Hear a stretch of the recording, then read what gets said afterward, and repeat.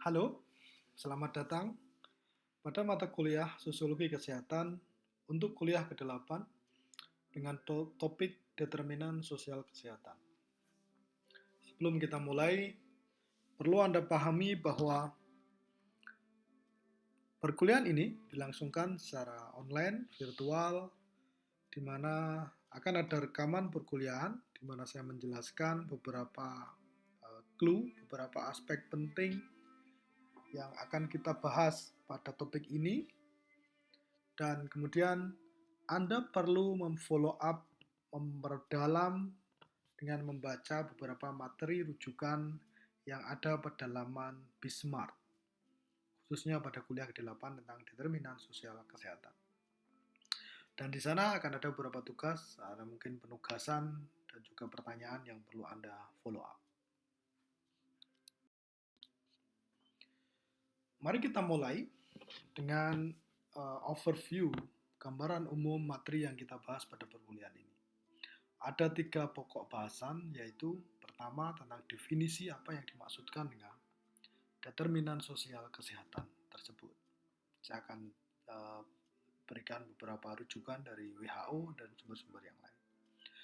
Dan yang kedua terkait dengan politik kesehatan, di mana saya memperkenalkan kenapa ini ada hubungannya dengan politik. Khususnya dalam hal ini adalah hak kewarganegaraan.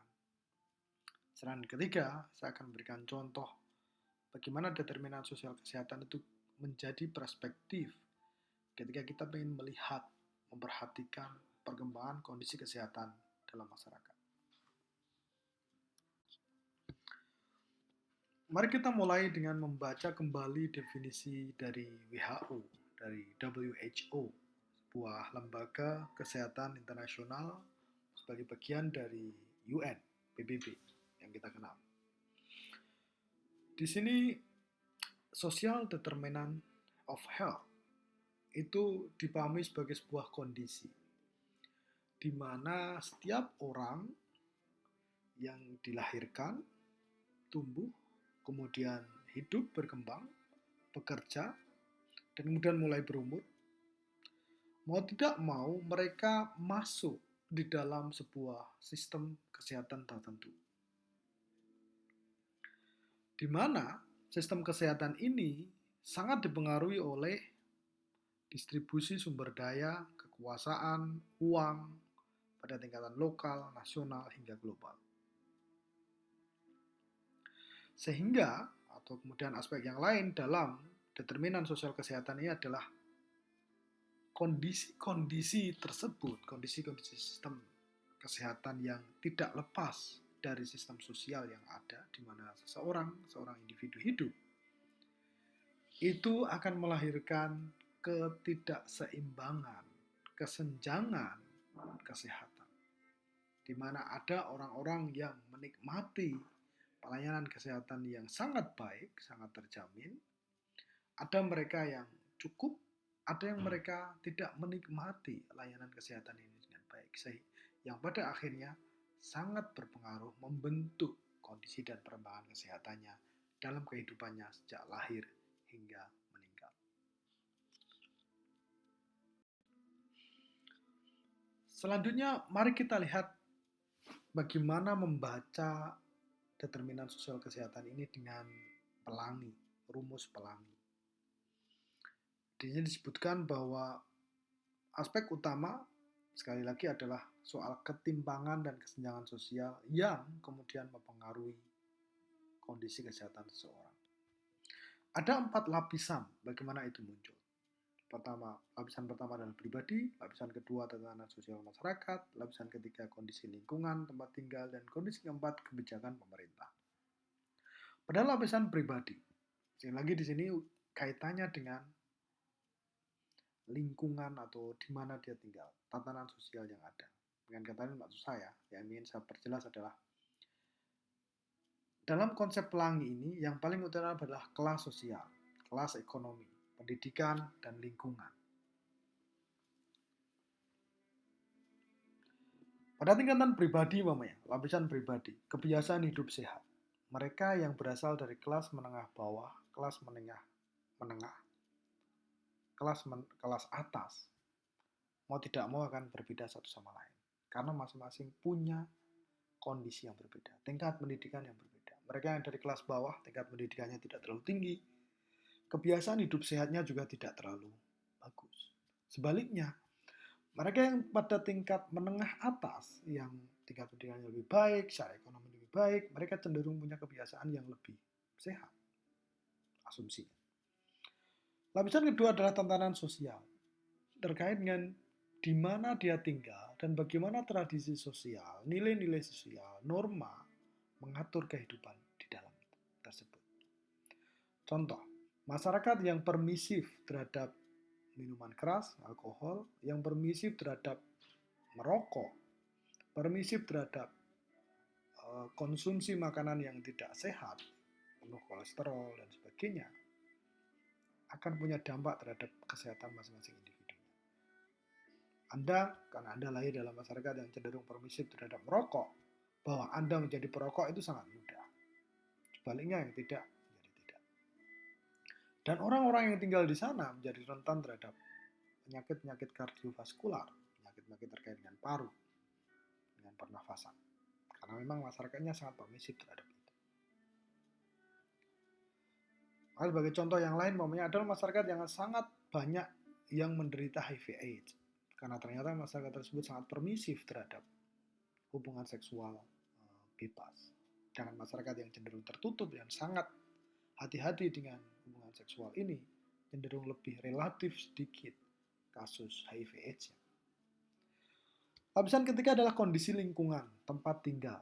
Tempat tinggal yang baik, tempat tinggal di perumahan, tempat tinggal di apartemen, tempat tinggal di kampung, tempat tinggal di perumahan kumuh pinggir kali, dan sebagainya, di kos-kosan yang tidak terlalu bagus, kos-kosan yang mewah, akan sangat berbeda kondisinya. Di perumahan, di real estate sudah lengkap dengan infrastruktur tentang pembuangan akhir, infrastruktur ketika hujan, dan relatif udara lebih sehat. Tentu akan berbeda kalau Anda tinggal di perumahan kumuh di pinggir kali, yang kualitas airnya tidak bagus, kemudian saluran pembuangan juga tidak bagus, akan sangat rentan terhadap penyakit tinggal di situ. Lapisan keempat adalah kebijakan pemerintah. Masing-masing pemerintah di tingkatan lokal tempat kita, di pemerintah daerah, punya kebijakan tentang layanan kesehatan yang berbeda, alokasi anggaran yang berbeda, kemampuan membiayai yang berbeda, dan adanya layanan kesehatan umum yang berbeda, sehingga orang yang tinggal di sana akan berbeda tingkat kesehatan. Kita akan lihat di contoh nanti. Oleh karena itu ada yang namanya faktor determinan kesehatan ini. Jadi social determinant of health lebih cenderung pada faktor-faktor sosial mau tidak mau punya dampak terhadap kesehatan. Secara umum ada 3, meskipun nanti akan bisa dikembangkan ke 10 oleh WHO. Tapi yang pertama adalah pendapatan, kelas, ekonomi. Mereka yang punya tingkat ekonomi, mereka yang berasal dari latar belakang tingkat ekonomi yang baik, menengah atas, dengan yang bawah, punya kondisi kesehatan yang berbeda, diasumsikan. Bagian kedua adalah keterkaitan sosial, atau lebih tepatnya kohesi sosial. Masyarakat yang tinggal dalam masyarakat yang cenderung masih sangat erat, masih suka saling menolong, bantu-membantu, maka dia cenderung akan lebih aman, karena ketika dia sakit, akan ada banyak tetangganya yang siap menolong. Dibandingkan masyarakat yang cenderung tidak kenal satu sama lain, yang hubungan sosialnya sangat rendah, kohesinya tidak terlalu kuat. Bagian ketiga adalah keberhasilan bersama atau merasa memiliki, mau berpartisipasi untuk menjaga kondisi lingkungannya sehingga dia sehat dan pada akhirnya seluruh anggota masyarakat juga sehat. Contoh yang sepele ini terkait ketika kita musim hujan, maka selalu ada himbauan untuk membersihkan, menjaga kebersihan tempat-tempat penampungan air, kolam, kemudian bak mandi, dan lain-lain. Kenapa? Karena di situ ada banyak nyamuk, dan salah satunya nyamuk Aedes aegypti yang akan menyebarkan demam berdarah, dengue. Nah, itu mungkin tidak hanya kita, tapi yang kena bisa orang lain. Nah, masyarakat yang cenderung mau ikut menjaga kebersihan lingkungan cenderung akan lebih sehat dibandingkan Anda tinggal di masyarakat yang cenderung tidak peduli, tidak mau berpartisipasi dalam menjaga kebersihan lingkungan. Oleh karena itu, dari WHO ada 10 faktor yang kita bisa lihat, akan perlu kita perhatikan ketika kita ingin melihat bagaimana kondisi kesehatan secara sosial.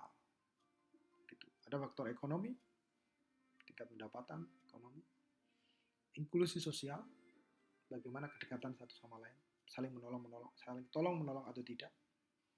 Pendidikan, tingkat pendidikan, kesadaran tentang hidup bersih, sangat erat dengan tingkat pendidikan.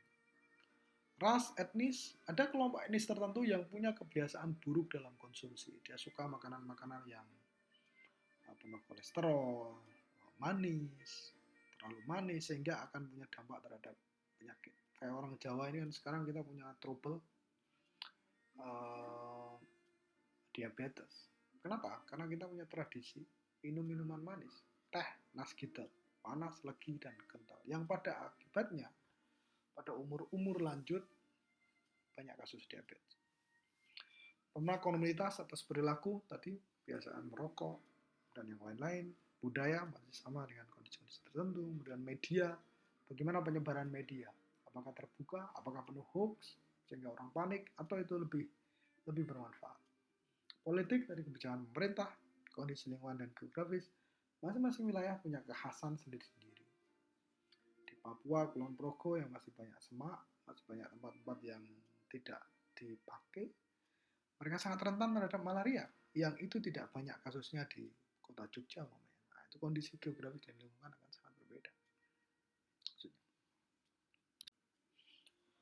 Kenapa determinan sosial kesehatan ini menjadi penting untuk kita lihat, untuk kita perhatikan kalau kita belajar sosiologi kesehatan? Jawabannya sederhana. Karena kondisi sosial yang berbeda akan mengakibatkan anggota masyarakat dari kelompok masyarakat yang berbeda punya tingkat paparan yang berbeda, kerentanan yang berbeda, dan konsekuensi yang berbeda. Paparan. Siapa yang terpapar pertama? Dengue, malaria, siapa yang terkena pertama? Mereka dengan kondisi-kondisi lingkungan geografis tertentu, kelas sosial tertentu, mereka yang punya aktivitas tertentu. Kerentanan, siapa yang rentan? Nah, biasanya kemiskinan sangat rentan di sini. Mereka yang tinggal di wilayah-wilayah yang tidak bagus, di pinggir kali, yang kumuh, yang secara ekonomi miskin, mereka akan sangat rentan terhadap kesehatan. Kemudian konsekuensinya jelas. Kemudian secara jangka panjang, jangka pendek, masing-masing punya kemampuan untuk recover yang berbeda. Kelas menengah bawah akan lama untuk recover. Kelas menengah atas lebih cepat recover.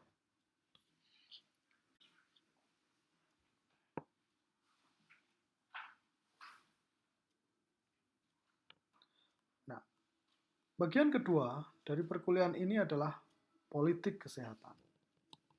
Nah, saya maksudkan di sini adalah bahwa mau tidak mau kondisi kesehatan masyarakat tidak bisa lepas dari kebijakan pemerintah dalam menyelenggarakan layanan kesehatan. Dan ini dilandasi secara politik terkait dengan hak warga negara. Ada 3 hak warga negara. Mohon maaf, ini ada typo, ini bukan sosial yang pertama, tapi sipil. Sipil, politik, dan sosial. Sipil, hak sipil terkait hak untuk bebas melakukan aktivitas, hak politik terlibat dalam kebijakan politik, dan hak sosial terkait dengan kondisi-kondisi dasar yang diperlukan warga negara untuk bisa menggunakan hak sipil dan politiknya. Dalam hal ini saya garis bawahi 2, pendidikan dan kesehatan. Pendidikan menjadi penting, maka ada wajib belajar sampai 12 tahun di Indonesia, karena itu pendidikan memberikan basis orang untuk bisa berusaha untuk bekerja dan mendapatkan kebahagiaan dengan baik. Kalau dia tidak dapat pendidikan, dia tidak akan punya kesempatan yang sama. Dan juga mereka yang relatif punya pendidikan lebih baik, dia akan lebih wise, lebih bijak ketika berhadapan dengan politik, dengan kebijakan pemerintah. Sedangkan kesehatan menjadi lebih krusial. Kalau Anda ingin bekerja dengan baik, maka Anda harus sehat. maka hak kesehatan ini menjadi penting. Nah, ini menjadikan kebijakan pemerintah terhadap kesehatan itu selalu harus kita lihat, cek apakah memang merata, apakah bisa diakses dengan mudah, atau kita punya masalah di situ. Kita lihat dengan contoh pada slide berikutnya. Ada dua contoh yang ingin saya tampilkan. Pertama, peta kematian ibu melahirkan di tahun 2011, 2012, 2017. Dua cukup lama. Ada banyak wilayah berbeda. Anda lihat di Jogja itu termasuk yang rendah setelah Kepulauan Riau. Tapi Kepulauan Riau kan penduduknya tidak terlalu banyak dan mereka cenderung punya case tertentu. Sedangkan di Jawa Barat sangat tinggi. Kemudian Jawa Tengah tinggi karena populasinya tinggi dengan kondisi-kondisi tertentu. Nah, yang perlu Anda perhatikan adalah catatannya. Siapa yang rentan? Mereka yang usia di bawah 20 tahun, ibu yang usianya di bawah 20 tahun, ada sampai 7%. Usia sekitar 35 tahun, sangat rentan, 25%. Dan yang berikutnya, mereka yang rata-rata pendidikannya SD dan tinggal di pedesaan itu sangat besar. Yang menunjukkan bagaimana kondisi kesehatan itu sangat terkait dengan sosial. Nah, pada contoh kedua, Anda bisa lihat bagaimana kasus stunting di Indonesia. Anda lihat petanya ini secara nasional. Mana daerah yang paling rentan? Mana kasusnya paling banyak? Mengapa bisa begitu? Anda bisa cek yang merah, yang lebih tinggi. Papua, Kalimantan, Sulawesi, Nusa Tenggara, Maluku, lebih tinggi dibandingkan Jawa. Jawa Timur, Jawa Tengah lumayan banyak, tapi kemudian yang lain. Apakah ada hubungannya dengan budaya? Apakah ada hubungannya dengan geografis?